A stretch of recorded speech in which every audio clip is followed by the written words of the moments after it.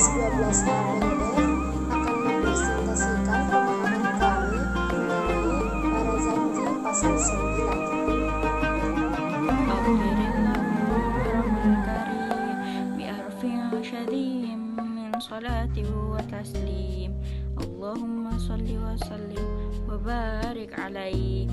Walamma balagha alaihi salatu wa sallamu arba'a sinina kharajat bihi ummuhu ilal madinatin nabawiyah. Pada saat beliau berumur 4 tahun, beliau diajak oleh ibunya pergi ke Madinah. Thumma adat fawafat bil abwa'i aw bil hajunil wafa. Kemudian setelah kembalinya dari Madinah, tepatnya di desa Abwa atau di Syibil Hajun, sang ibu wafat. Fahamalatu hadinatuhu ummu Aimanan Habasyiyah. Beliau digendong dan diasuh oleh Ummu Aiman al-Habasyiyah. Allati zawwajaha ba'du min zawjin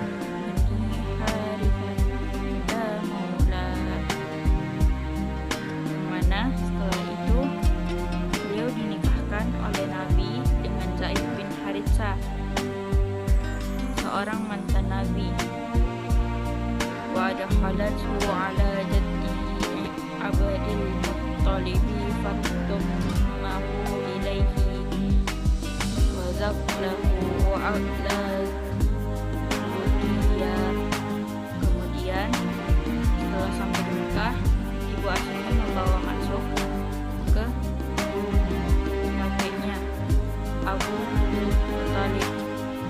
Kemudian sang kakek merangkulnya dan mengasuhnya dan menggendongnya.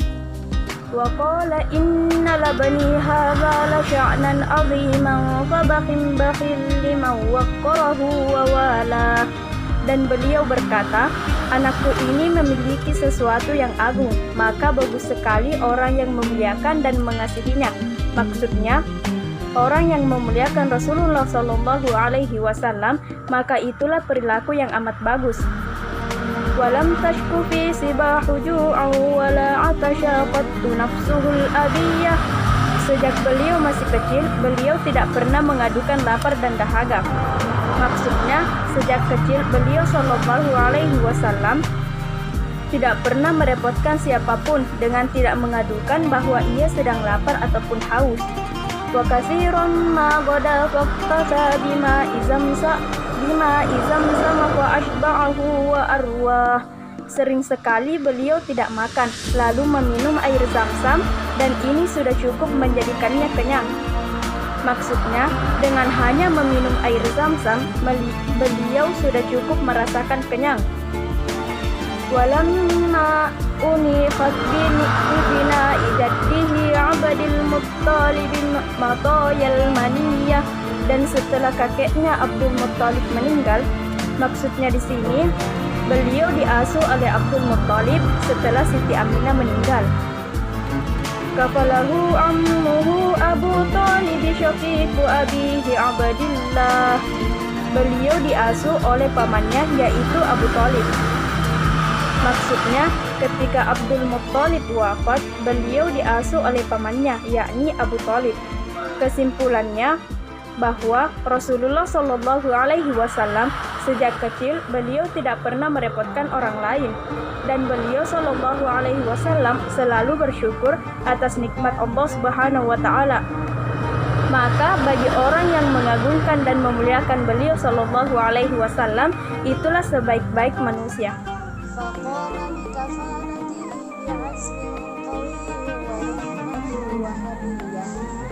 Dengan baik dan menjaganya dengan penuh kekuatan, harapan dan penjagaan.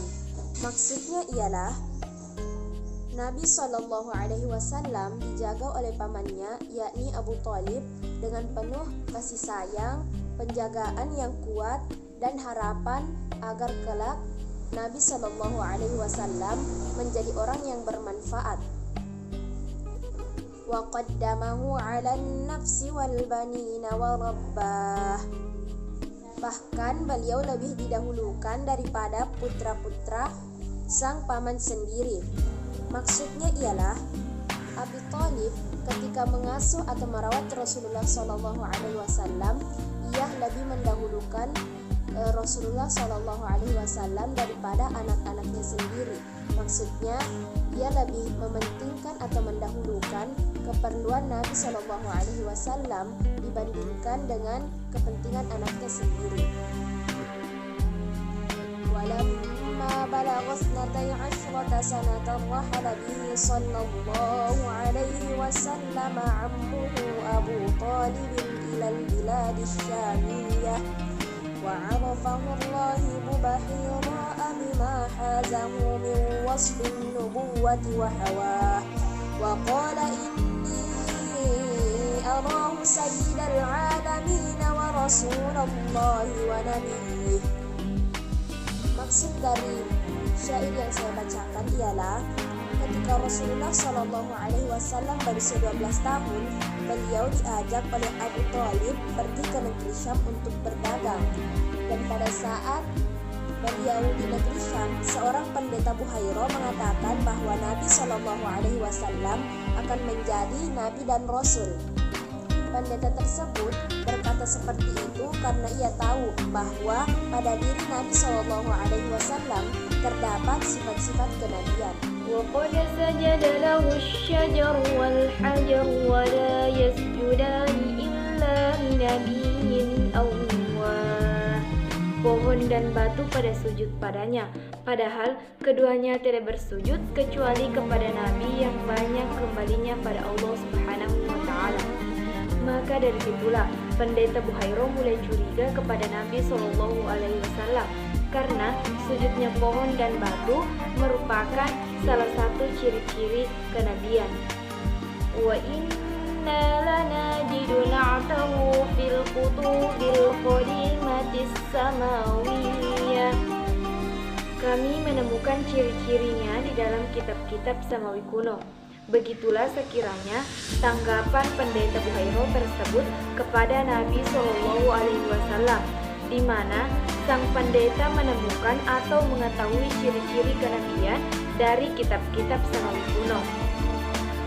Wa baina katifaihi khatamun nubuwwati wa qad annahu an-nur wa ala.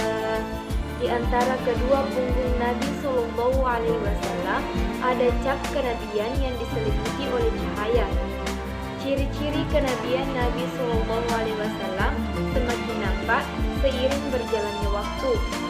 Wa amara annahu bi raddihi ila Makkah takhufan alaihi min ahli dini Yahudiyah. Kemudian pendeta memerintahkan paman Nabi SAW agar dibawa pulang karena mengkhawatirkan terjadi sesuatu dari orang-orang Yahudi.